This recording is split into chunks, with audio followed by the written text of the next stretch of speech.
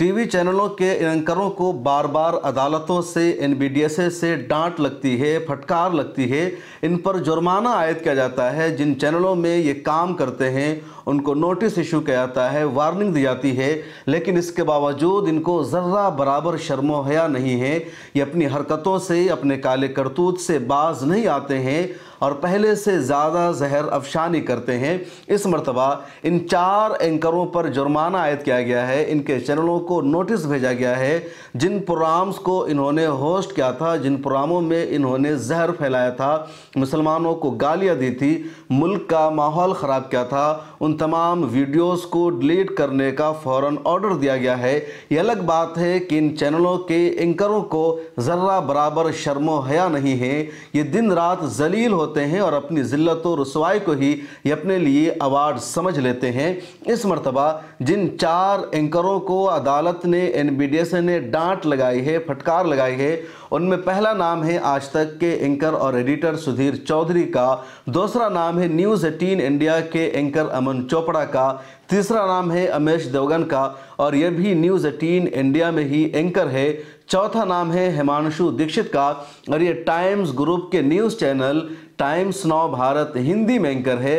इन चारों ने पिछले दिनों में मुसलमानों के खिलाफ जहर अफशानी की, नेगेटिव प्रोपेगेंडा किया और इस पूरे मामला की शिकायत दर्ज कराई गई, कंप्लेन किया गया national broadcasting and digital standards authority में। और वहाँ जब पूरे मामले पर सुनवाई हुई, इनके शोज़ को देखा गया तो पाया गया कि इन चारों एंकरों ने मुसलमानों के खिलाफ जहर अफशानी की है, जर्नलिज्म के जो एथिक्स है, जो कोड है, उसकी खिलाफ वर्जी की है और इन लोगों ने मुल्क का माहौल ख़राब किया है, जर्नलिज्म के उसूल की धज्जियां उड़ाई है।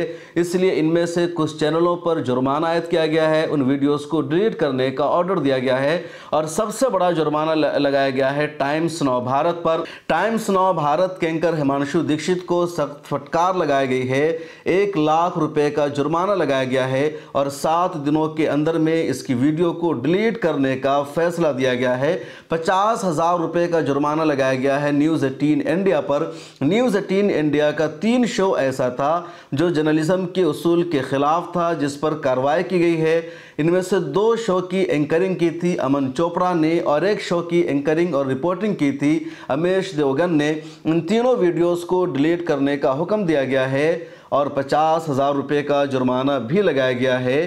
तीसरा एंकर है इसमें सुधीर चौधरी और सुधीर चौधरी आज तक में काम करते हैं। सुधीर चौधरी ने भी एक शो में मुसलमानों के खिलाफ ज़रअफ़शानी की थी, माहौल ख़राब किया था। अदालत ने आज तक को सख्त नोटिस दिया है, उस वीडियो को डिलीट करने के लिए कहा है यूट्यूब और सोशल मीडिया के तमाम प्लेटफॉर्म से और वार्निंग दी है कि आइंदा इस तरह का कोई शो नहीं आना चाहिए।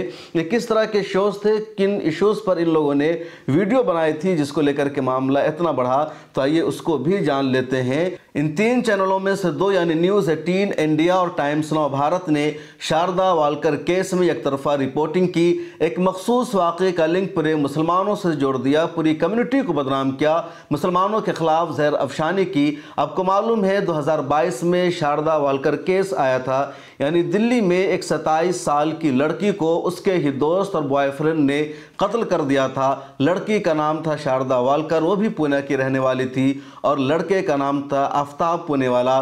दोनों मुंबई से दिल्ली आए थे, यहाँ रह रहे थे। तभी ये खुलासा होता है कि उसके दोस्त ने ही अपनी गर्लफ्रेंड का कत्ल कर दिया और कत्ल करके उसने उसके 35 टुकड़े कर दिए थे। उसके लाश को फ्रिज में रखा था और एक एक टुकड़ा उसने जंगलों में जाकर फेंका था। 5 महीना बाद यानी नवंबर 2022 में इस पूरे मामले की सच्चाई सामने आई थी, जबकि कत्ल का यह वाक़या मई 2022 में ही पेश आया था। जब यह मामला सामने आता है तो टाइम्स नाउ भारत या न्यूज़ 18 इंडिया ने लव जिहाद का केस करार दिया और टाइटल लगाया मोहब्बत बहाना है, हिंदू बेटियां निशाना है।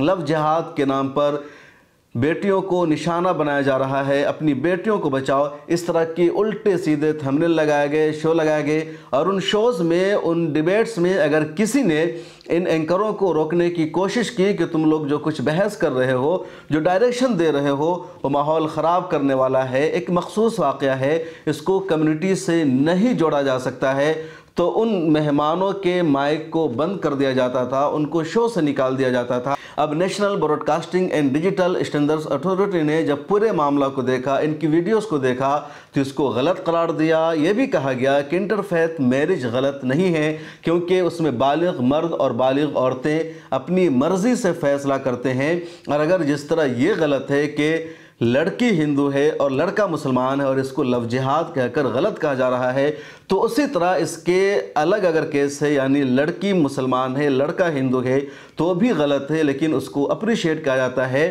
और सीधे सीधे एनबीडीएस का कहना है कि इंटरफेथ मैरिज की इजाज़त है, कानून इसकी परमिशन देता है, और इस तरह की शादी को लव जिहाद कहना, इसकी वजह से किसी कम्युनिटी को बदनाम करना और इस तरह का टाइटल लगाना ही गलत है। और अब आइए आपको बताते हैं कि सुधीर चौधरी का जुर्म क्या है। सुधीर चौधरी ने रामनवमी के मौका पर एक रिपोर्ट पेश किया था और अपने शो में इसने मुसलमानों को टारगेट किया था। आप जानते हैं कि जब भी हिंदुओं का कोई जुलूस निकलता है, उनका कोई मजहबी त्यौहार होता है, तो हिंदुओं के मजहबी त्यौहार में उमूमन जुलूस निकलता है। जुलूस में मूर्तियों की पूजा की जाती है, उल्टे सीधे नारे लगाए जाते हैं।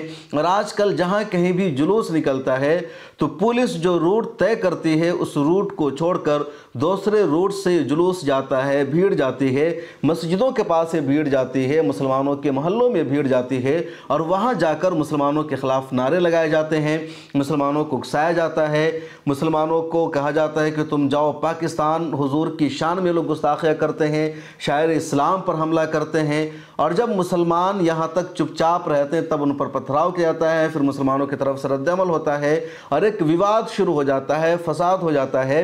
अब इन सब मामलों पर सुधीर चौधरी ने अपने शो में कहा कि आज मुस्लिम इलाका है, कल मुस्लिम देश हो जाएगा। मुस्लिम इलाका होता क्या है? कहीं भी किसी भी जगह हिंदू जा सकते हैं, अपने जुलूस को लेकर गुजर सकते हैं, उसको नहीं रोका जाना चाहिए। और ये दलील देना कि मुस्लिम इलाका था और यहाँ से जुलूस को नहीं गुजरना चाहिए था, ये हिंदुस्तान पर कब्जा करने की, इसको इस्लामी देश बनाने की साजिश है। आज ये मुस्लिम इलाका की बात कर रहे हैं, कल ये मुस्लिम देश कहने लगेंगे।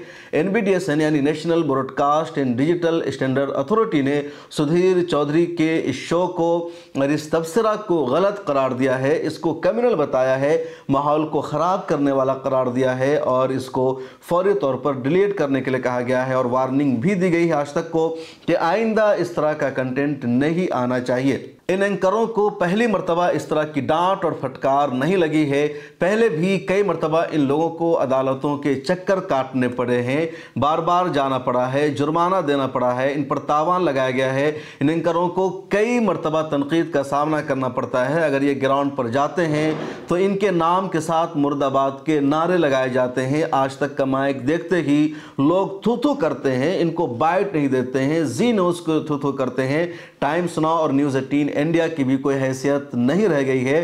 अंबानी पर लगातार सवाल उठ रहा है कि मुकेश अंबानी जो देश के सबसे बड़े मालदार माने जाते हैं, उन्हीं का चैनल है न्यूज़ 18 इंडिया, और उनके चैनलों के ज़रिए देश में नफरत फैलाई जा रही है, मुल्क के माहौल को कम्युनल बनाया जा रहा है, एक कम्युनिटी के ख़िलाफ़, माइनॉरिटी के ख़िलाफ़, मुसलमानों के ख़िलाफ़ जहर अफशानी की जाती है। और क्यों और किस तरह मुकेश अंबानी इस पर चुप रहते हैं। इस वीडियो में इतना ही, मुझे दीजिए इजाज़त। आपसे दरख्वास्त है ज्वाइन के बटन पर क्लिक करके मेंबरशिप हमारी ज़रूर ले लीजिए और आप अपनी राय कमेंट सेक्शन में लिखिए।